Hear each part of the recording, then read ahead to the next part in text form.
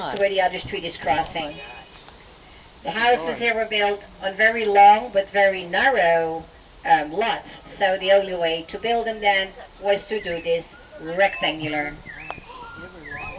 The houses, they have between 8 to 18 rooms. They are pretty big. I don't know if I got the bird or not. One family would have 12, 13 children. Huge. And that was very, very normal for those days. So the offices now are very happy with a lot of extra space. They're all central air conditioned, so behind the wooden shutter windows they place the glass windows so they can keep their offices here nicely cool, air conditioned, while they can still enjoy all the sunlight coming through. But the problem with that salt, it will never ever stops coming out.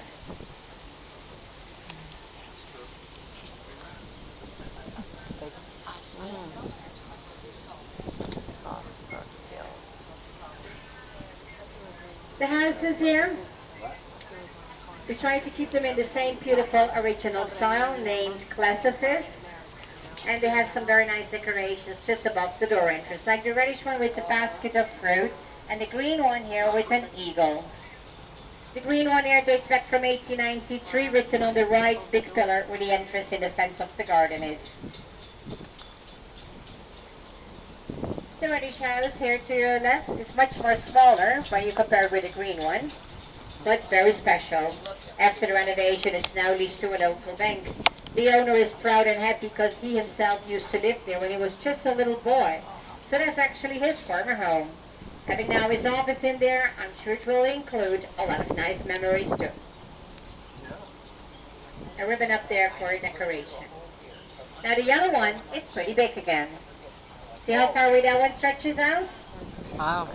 This one was built in 1889, written on the left big pillar where the entrance in the fence of the garden is, above number 33 in the top of that pillar. The blue one next to it, you can see there a difference in the roof.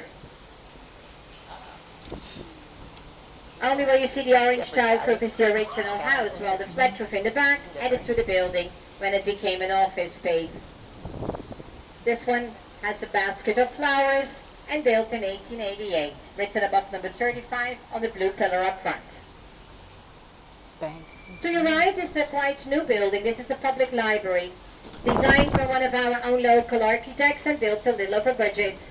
When it was finished, there wasn't even a penny left over to buy books to put inside. Oh no. So the children helped out, donating the library some of their own books they don't use anymore at home, so they could help out filling up the empty spaces on those shelves.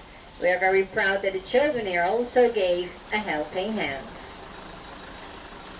To your left, take a look to the Star of David in the white gates in the garden, the entrance in the fence of the garden. They were placed there by the very first owners.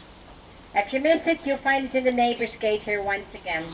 There it is, the Star of David in the top of the gate of the garden.